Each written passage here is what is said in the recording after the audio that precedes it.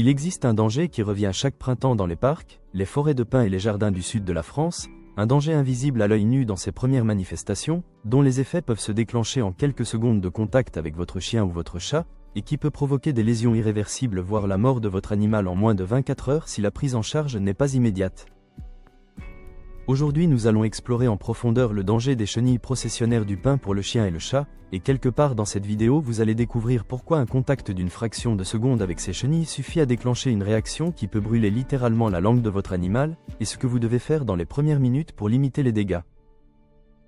La chenille processionnaire du pin, dont le nom scientifique est Tometopoea pithiocampa, est la larve d'un papillon nocturne qui passe l'hiver dans des nids blancs et soyeux en forme de boules visibles dans les branches des pins et des cèdres. Au printemps, généralement entre janvier et avril selon les régions et les conditions climatiques, les chenilles quittent leur nid en procession, d'où leur nom, progressant en file indienne à la manière d'un long cortège pour s'enfouir dans le sol où elles vont se transformer en cocon. C'est précisément lors de ces processions au sol que le risque est maximum pour les animaux de compagnie, qui sont naturellement attirés par ces défilés de chenilles et tentent d'y renifler ou de jouer avec eux. Le danger vient des poils urticants microscopiques, appelés soies, dont chaque chenille est recouverte à raison de plusieurs centaines de milliers d'unités. Ces soies contiennent une protéine hautement allergisante et inflammatoire appelée tomatopéine, qui est libérée au moindre contact ou même simplement par le vent qui peut disperser les poils dans l'air environment.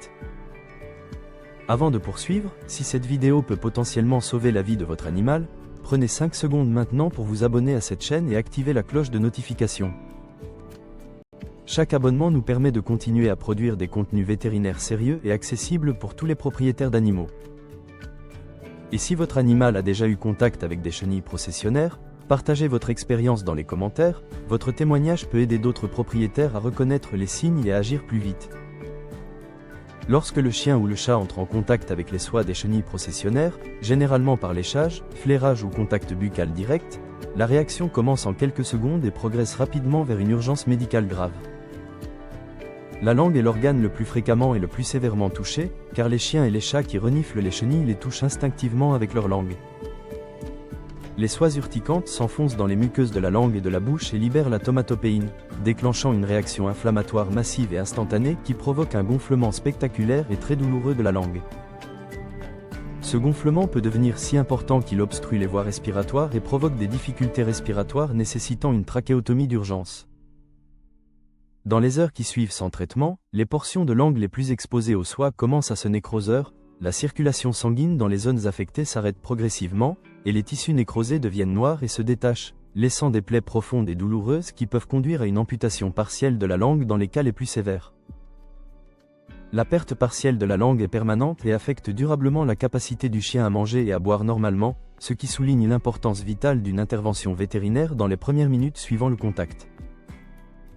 Et voici maintenant les signes que tout propriétaire doit reconnaître immédiatement.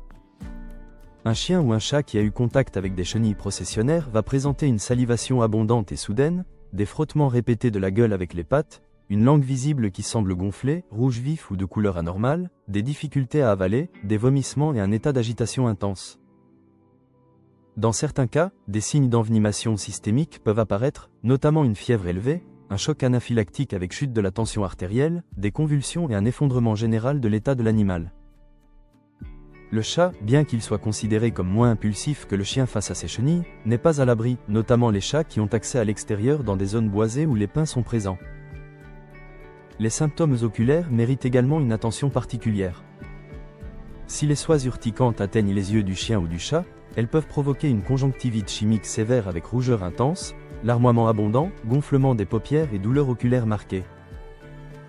Dans les cas sévères, des ulcérations cornéennes peuvent se développer et menacer la vision si elles ne sont pas traitées rapidement. Tout animal ayant eu contact avec des chenilles processionnaires et présentant des signes oculaires doit bénéficier d'un examen ophtalmologique vétérinaire en urgence, et les yeux doivent être rincés abondamment avec une solution saline stérile ou à défaut de l'eau propre dans l'attente de la consultation. Il existe une réalité géographique importante que tous les propriétaires doivent connaître en 2026. La chenille processionnaire du pin était historiquement limitée aux régions méditerranéennes, au sud-ouest de la France et aux zones de collines et de plaines du centre et du sud. Aujourd'hui, sous l'effet du réchauffement climatique qui allonge les périodes de douceur et permet la survie des papillons dans des zones auparavant trop froides, les signalements remontent régulièrement jusqu'en région parisienne, en Normandie et même en Bretagne.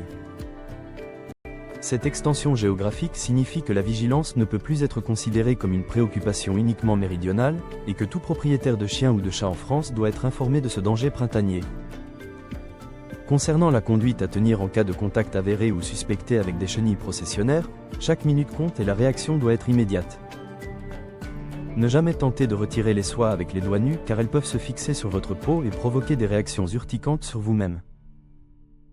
Rincez abondamment la gueule de l'animal avec de grandes quantités d'eau propre en lui ouvrant la bouche délicatement et en laissant l'eau s'écouler vers l'extérieur pour emporter le maximum de soie, sans avaler l'eau utilisée pour le nettoyage. Appelez le vétérinaire immédiatement en décrivant le contact, le nombre estimé de chenilles impliquées et les symptômes présents, et se rendre à la clinique sans attendre l'apparition de complications car le temps de réaction est directement corrélé à la sévérité des lésions finales. La chenille processionnaire présente également un danger direct pour les êtres humains qui sont souvent en contact avec leurs animaux pendant ou juste après un incident.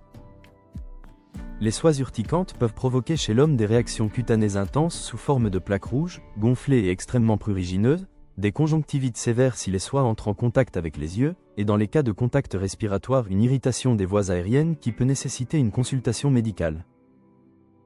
Si vous aidez votre animal après un contact avec des chenilles processionnaires, utilisez des gants de protection et évitez de toucher votre visage, vos yeux ou votre bouche avant un lavage soigneux des mains. Sur le plan du traitement, le vétérinaire va administrer des antihistaminiques et des corticoïdes en urgence pour freiner la réaction inflammatoire, des analgésiques puissants pour soulager la douleur, et va évaluer l'étendue des lésions de la langue et des muqueuses buccales pour décider des soins locaux nécessaires. Dans les cas les plus graves avec nécrose avancée, une intervention chirurgicale pour retirer les tissus nécrosés et prévenir l'infection peut être nécessaire. Le pronostic dépend directement de la rapidité de la prise en charge. Les animaux traités dans les 30 premières minutes ont des chances de récupération bien meilleures que ceux pris en charge plusieurs heures après le contact. Un aspect souvent méconnu est que le danger ne disparaît pas avec les chenilles elles-mêmes. Les nids vides laissés dans les arbres après la procession peuvent encore contenir des millions de soies urticantes pendant plusieurs années, et le vent peut les disperser sur de grandes distances. Ne jamais tenter de détruire un nid de chenilles processionnaires soi-même en le brûlant ou en le coupant, car cette manipulation libère massivement les soies dans l'air et les disperse dans l'environnement immédiat, augmentant considérablement le risque de contact pour les humains et les animaux présents. La destruction des nids doit être confiée à des professionnels ou à des services municipaux équipés de matériaux de protection adaptés. Sur le plan de la prévention, elle repose sur la connaissance des zones à risque et la vigilance lors des promenades entre janvier et avril dans les régions où les pins sont présents. Apprendre à reconnaître les nids de chenilles processionnaires dans les branches des pins, éviter les zones forestières de pins lors des périodes de procession, et surveiller attentivement le comportement de son chien lors des promenades printanières sont les mesures préventives de base accessibles à tous les propriétaires. Connaître les chenilles processionnaires, c'est pouvoir protéger votre animal au moment précis où chaque seconde compte. Et vous, quel sujet aimeriez-vous qu'on aborde dans une prochaine vidéo pour mieux comprendre la santé de votre animal ? Dites-le nous en commentaire, nous lisons chaque réponse et construisons nos prochaines vidéos en fonction de ce dont vous avez réellement besoin. Avez-vous déjà vécu un contact de votre animal avec des chenilles processionnaires ou connaissez-vous un propriétaire qui a vécu cette urgence terrifiante? Partagez votre expérience en commentaire sans attendre, votre témoignage et vos conseils concrets peuvent littéralement sauver la vie du chien ou du chat d'un autre propriétaire qui découvre cette vidéo aujourd'hui. Et si cette vidéo vous a apporté des informations potentiellement vitales, partagez-la autour de vous sans attendre et surtout avant la saison des processions. Chaque partage permet vraiment à cette chaîne de grandir et de continuer à produire des contenus vétérinaires sérieux pour tous les propriétaires d'animaux qui en ont besoin, surtout pour les urgences saisonnières comme celle-ci.